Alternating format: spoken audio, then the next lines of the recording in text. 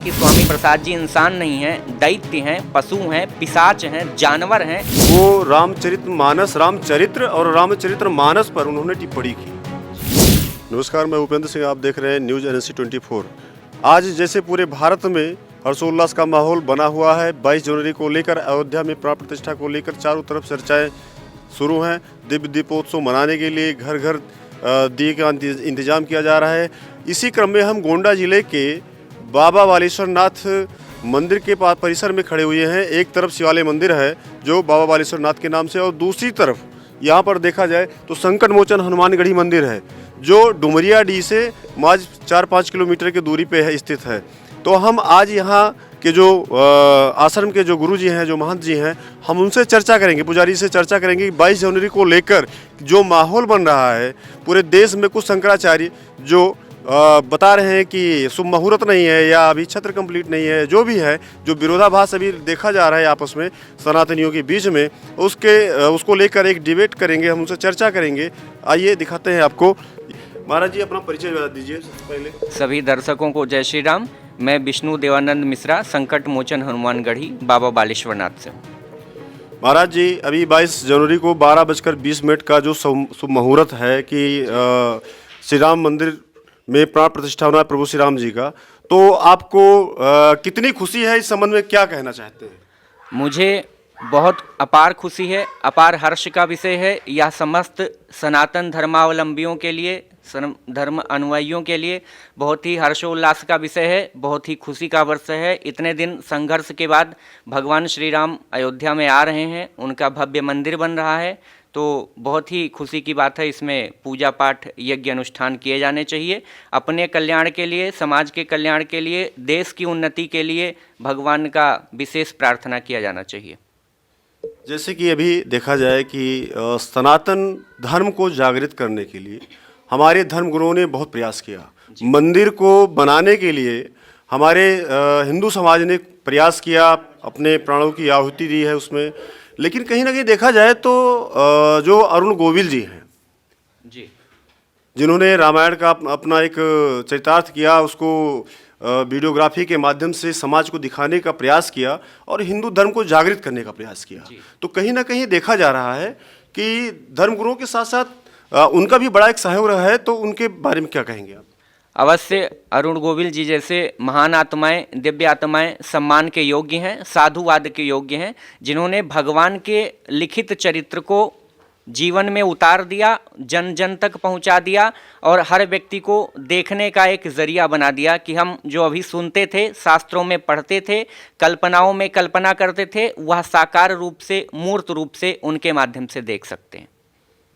महाराज जी, जैसे खुशी का माहौल तो चारों तरफ है ही है, अवश्य, लेकिन हमारे कुछ धर्मगुरुओं का कुछ ऐसे वक्तव्य सामने आ रहा है, सोशल मीडिया पे चल रहा है, जिससे हमारे जो हिंदू धर्म के लोग हैं उनको आहत जैसे महसूस हो रहा है। जैसे अभी आपको एक नाम हम आपको बता रहे हैं कि शंकराचार्य अभिमुक्तेश्वरानंद जी महाराज, जिन्होंने कहा कि जो मंदिर है वो विकलांग है। विकलांग का मतलब हो जाता है जब कोई किसी व्यक्ति का कोई अंग पूर्ण ना हो। तो ऐसे में उस मंदिर को विकलांग उन्होंने कहा, और उन्होंने कहा मैं ऐसे विकलांग मंदिर में जाने का मतलब इच्छा नहीं जाहिर करता। देखिए, यह सनातन धर्म है, इसका न कोई आदि है न कोई अंत है। यहाँ कितनी बार, कितने कल्पों में भगवान का जन्म हो चुका है, प्रादुर्भाव हो चुका है। हर बार उनके हर अवतार की अलग अलग कथाएं हैं। श्री गोस्वामी तुलसीदास जी ने श्री रामचरितमानस में लिखा है कि हरि अनंत हरि कथा अनंता, कहीं सुनई बहुविधि सब संता। हरि जो है वह अनंत है, उसकी कथा भी अनंत है। सारे संत लोग अपनी अपनी जानकारी के मुताबिक शास्त्रों का अध्ययन करके, पढ़ के, सुन के अपना पक्ष रखते हैं। इसलिए शंकराचार्य जी जो बात कह रहे हैं, चूंकि वो हमारे धर्म के प्रधानमंत्री हैं, मुझ में इतनी जो है क्षमता नहीं है कि मैं उनकी बातों को काटूं। वो अपनी जगह सही कह रहे होंगे, पर जो संत यह मानते हैं कि मुहूर्त है, भगवान राम के बैठ जाने से सब सुख होगा, वह सबकी अपनी भावना है, वह भी परम सत्य का विषय है। रामचरितमानस में ही इसका उल्लेख है। श्री दशरथ जी जब गुरु वशिष्ठ के पास गए थे कि महाराज जी मुहूर्त निकलवा दीजिए, भगवान श्री राम का राज्याभिषेक करना है, तो खुशी से आह्लादित होकर जो है भगवान श्री वशिष्ठ जी ने, महर्षि वशिष्ठ जी ने श्री दशरथ जी से कहा था कि जिस दिन राम जी अयोध्या में बैठ जाएंगे, युवराज राम जब राजा अयोध्या के हो जाएंगे तो सब अपने आप मंगल हो जाएगा। तो जो संत ये मानते हैं कि भगवान श्री राम जब बैठ जाएंगे तो इस पूरी दुनिया में, पूरे संसार में एक बार फिर से राम राज्य फैलेगा, वह उनकी अपनी मान्यता है, सही है, स्वीकार किए जाने योग्य है। इस संबंध में हर्ष मनाया जाना चाहिए। पर उसका परिणाम ये हुआ कि मुहूर्त ना देखने से भगवान राम का राज्याभिषेक किया गया और भगवान जंगल चले गए, ऐसा माना जाता है। तो शास्त्रों में, जो हमारे वेद वेदांतों में, वैदिक रीतियों में मुहूर्त का महत्व है, उसका महत्व दिया जाना चाहिए। लौकिक रीति में, मत मतांतर में, व्यक्तिगत भावना में यदि ना माना जाए तो उसकी अपनी मानसिकता है। फिलहाल जो विद्वान मानते हैं कि मुहूर्त निकाला गया है वह भी अपने हिसाब से सही कह रहे होंगे, पर शंकराचार्य जी चूंकि धर्म के प्रधानमंत्री हैं इसलिए उनकी बात का मैं कोई खंडन करना नहीं चाहूँगा। दूसरी तरफ जगत गुरु श्री रामभद्राचार्य जी हैं, उन्होंने कहा कि जो उस दिन का 22 जनवरी का जो मुहूर्त है बहुत ही शुभ माना जा रहा है। उसमें केवल एक चीज नहीं मिल रहा है, केवल दिन नहीं मिल रहा है, जबकि पुनर्वसु नक्षत्र और उस दिन 84 सेकेंड का केवल मुहूर्त बन रहा है, जिसमें त्रेता युग की छाया पाई जाती है। देखिए, आपकी बात का उत्तर मैं पहले ही दे चुका हूँ। हरि अनंत है, कथा अनंत है, मत मतांतर अनंत है।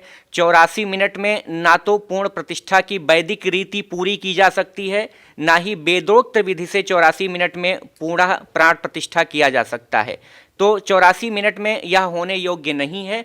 पर चूंकि जन्म समय में या शुभारंभ समय में या सूर्योदय समय में जो मुहूर्त होता है उसको मान लिया जाता है कि यह शुभ है, जब तक कार्य चले शुभ माना जाएगा। तो रामभद्राचार्य जी जो कह रहे हैं वो ठीक है, पर क्या वो शंकराचार्य की बातों का मौलिक जवाब है, प्रमाणित जवाब है? यह जरूरी नहीं। वो रामभद्राचार्य जी का अपना मत हो सकता है। वह भी संत हैं, ऊंचे संत हैं, दिव्य आत्मा हैं, उनकी बात का भी मैं स्वागत करता हूँ।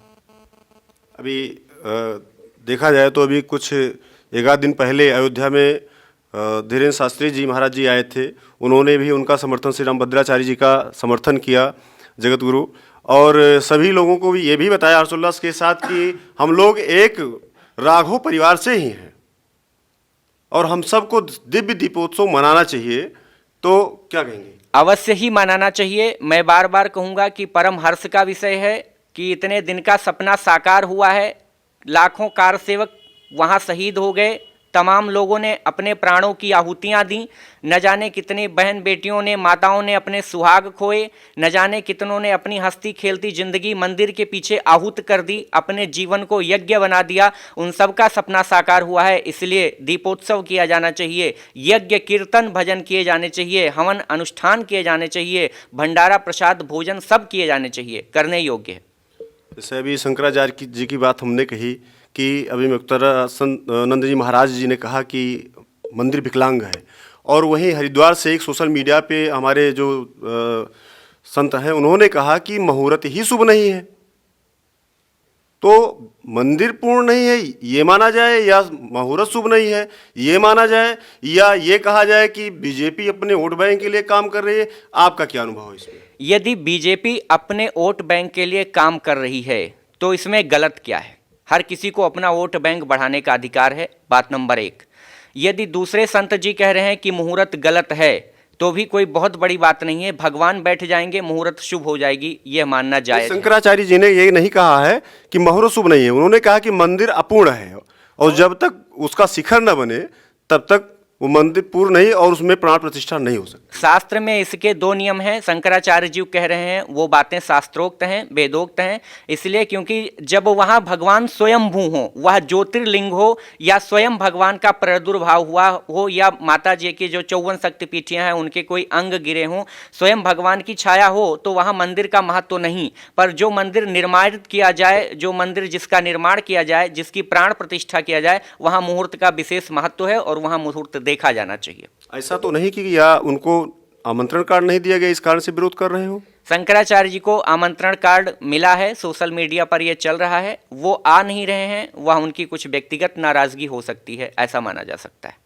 अभी हम आपको फिर एक तरफ ले चलना चाहते हैं कि अभी एक चर्चित नाम है स्वामी प्रसाद मौर्य जी।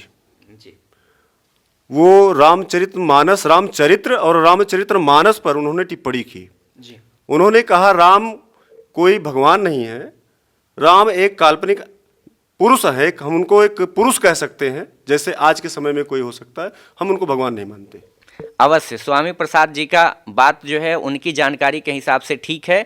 मैं अपने स्तर से ये बोलता हूँ कि स्वामी प्रसाद जी इंसान नहीं हैं, दैत्य हैं, पशु हैं, पिशाच हैं, जानवर हैं। तो ये बात आप मानने चाहिए, तो आपको माननी चाहिए कि हाँ यदि है, और यदि ऐसा नहीं है तो वो कुछ बोल सकते हैं। बोलने की अभिव्यक्ति का सबका अधिकार है, सबकी अपनी स्वतंत्रता है। स्वामी प्रसाद मौर्य जी ना तो बहुत पढ़े लिखे इंसान हैं, ना उन्हें धर्म का कुछ पता है, ना उन्हें अध्यात्म का कुछ पता है। इंसान के नाम पे कलंक हैं, जैसे तैसे पैदा हो गए भगवान की गलती से और राजनीति में आ गए। यह भगवान की गलती है कि ऐसे मूर्ख पहले भी रहे संसार में, दैत्य निशाचर, और आज भी हैं। ये मानवों के बीच में छिपे हुए जानवर हैं। इनकी बातों को क्या जवाब दिया जाए? उन्होंने एक श्लोक कहा था, शूद्र गंवार ढोल पसुनारी सकल ताड़ना के अधिकारी। तो ऐसे में आप स्वामी प्रसाद मौर्य जी को क्या बताएंगे? ये श्लोक स्वामी प्रसाद मौर्य जी ने नहीं कहा था। इसका उल्लेख रामचरितमानस में गोस्वामी तुलसीदास जी द्वारा है, जिसका विविध अर्थ लोग अपने अपने मत मतांतर से निकालते हैं, अपनी अपनी जानकारी के मुताबिक। उन्होंने अपनी जानकारी के मुताबिक जो अर्थ का अनर्थ कर डाला वह गलत है। यहाँ जो ताड़ना शब्द का अर्थ गोस्वामी तुलसीदास जी ने दिया है, ताड़ना का मतलब होता है देखना। उन्होंने कहा कि शूद्र को, गंवार को, पशु को और नारी को शिक्षित किया जाए, देखा जाए, देखभाल की जाए, ध्यान दिया जाए, उनके लिए विशेष सतर्कता बरती जाए, उन्हें सही रास्ते पर लाने के लिए एक सही मार्गदर्शन दिया जाए, दिशा निर्देशन दिया जाए, सही सांचा दिया जाए, सही जीना, सही रास्ता दिया